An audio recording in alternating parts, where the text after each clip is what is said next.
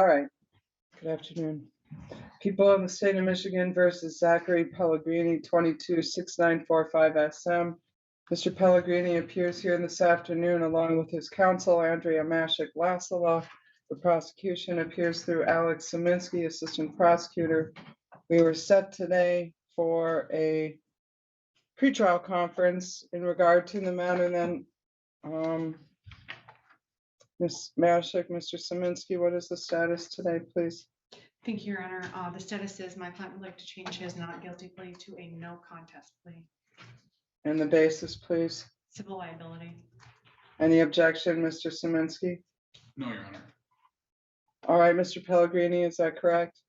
Yes, Your Honor. Mr. Pellegrini, you have the absolute right to have a jury trial in your case, and in some instances, you have a right to a trial by court.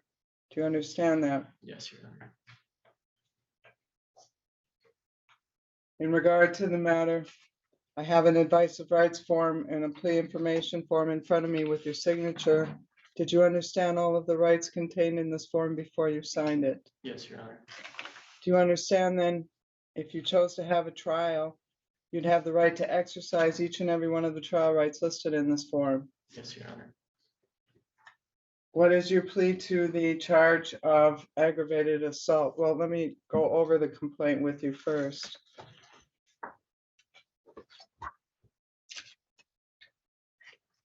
Count 1 alleges aggravated assault.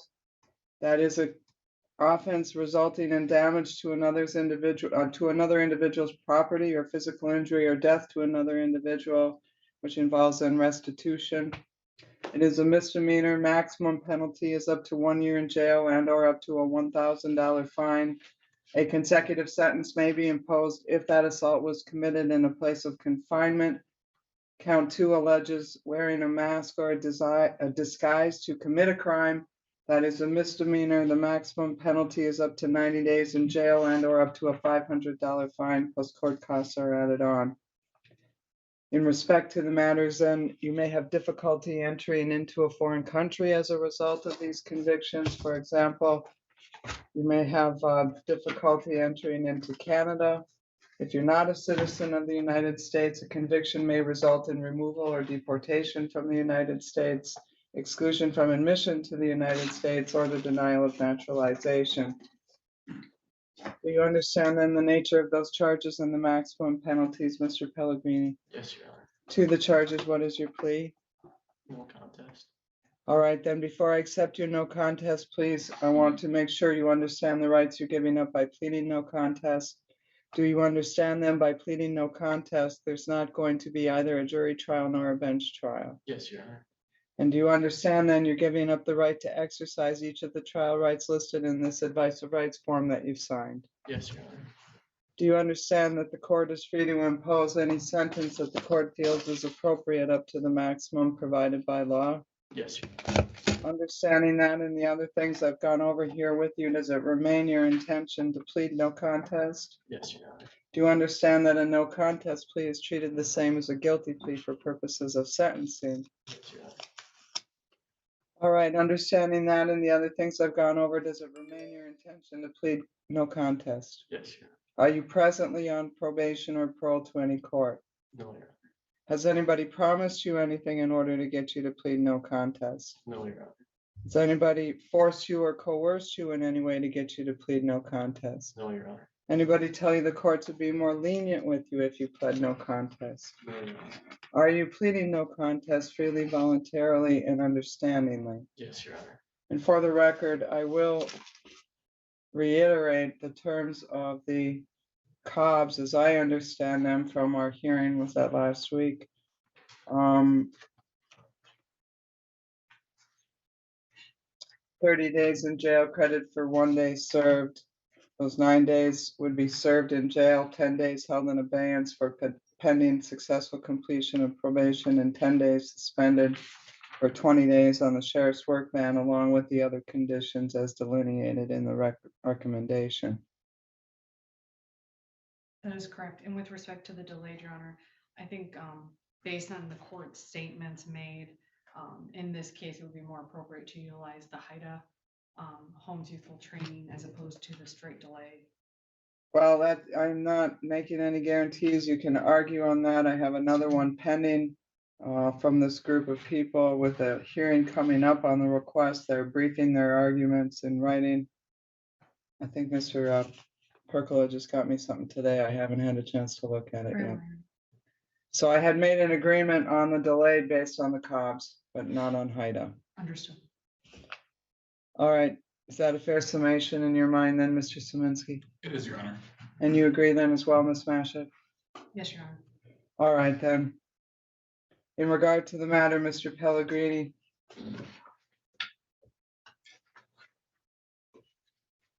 Outside of that, has anybody promised you anything then in order to get you to plead? No, And nobody's forced or coerced you in any way to get you to plead? no, Your Honor. And nobody's told you the courts would be more lenient with you in order to get you to plead? No, Your Honor. Are you pleading guilt, no contest freely, voluntarily, and understandingly? Yes, Your Honor. All right, counsel, as to the factual basis then for the plea. We would ask that the court review the probable cause portion and other portions of the complaint. No objection, Your Honor.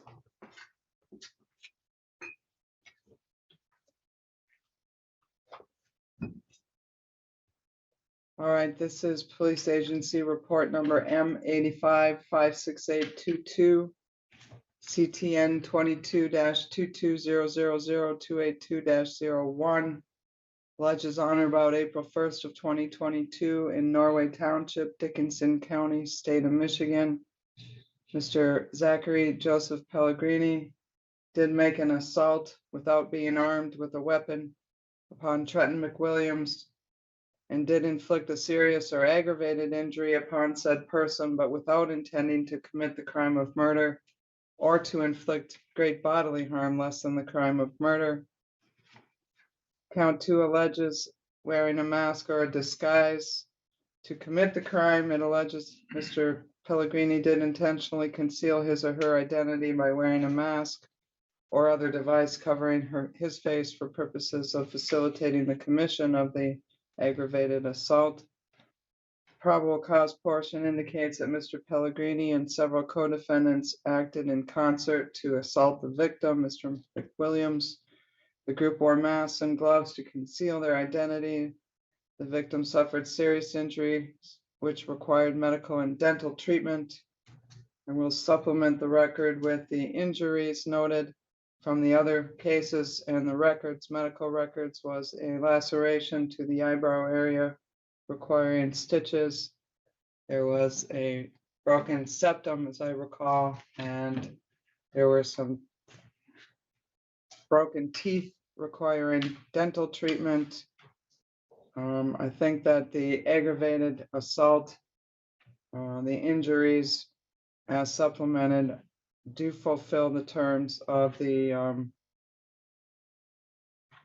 serious or aggravated injury without intending to commit the crime of murder or to inflict great bodily harm less than murder. Does either counsel have an objection to the supplementation that the court did based on the other records the court has reviewed? No, Your Honor. No, Your Honor. In regard to the matter, then, I think that the elements of each of the offenses have been established by the probable cause portion as supplemented. I'm satisfied with the factual basis as the prosecution. Yes, Your Honor. Are you, Ms. Mashik? Yes, Your Honor. Is either counsel aware of any promises, threats, or inducements in order to get Mr. Pellegrini to plead no contest that have not been placed on the record at this time? Ms. Mashik? No, Your Honor. How about you, Mr. Szymanski? No, Your Honor. And does counsel believe the court has complied with the taking of pleas under MCR 6.610? Mr. Szymanski? Yes, Your Honor. Ms. Mashik? Yes, Your Honor.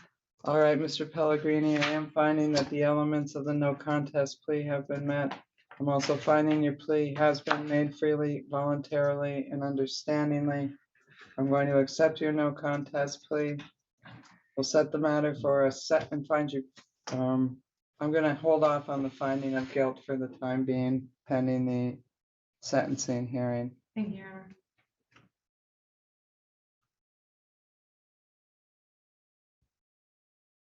Honor. We're looking at sentencing for, yeah, February 16th. well, all right, February 16th. and that's at 9 a.m. Yes, Is that okay, Yeah. Andrea, or did you Yes. want to have time for it? February 16th. All right, February 16th, 9 a.m. Your bond terms remain in place. In the meantime, we'll remove the trial date for mid-March. Anything else at this time from the Office of the Prosecuting Attorney? No, Your Honor, thank you. How about you, Ms. Masha? No, thank you, Your Honor. Mr. Pellegrini, do you have any questions? No, Your Honor. All right, then, Ms. Larson, Ms. Danielson, anything else? No, Your Honor. All right. Very good. Thank you. We'll see you soon. You'll go down to probation now. They'll let you know how much your fines and costs are. They are due at the time of sentencing. They'll also be making a pre-sentence recommendation that you can go over with your lawyer before sentencing. Thank you.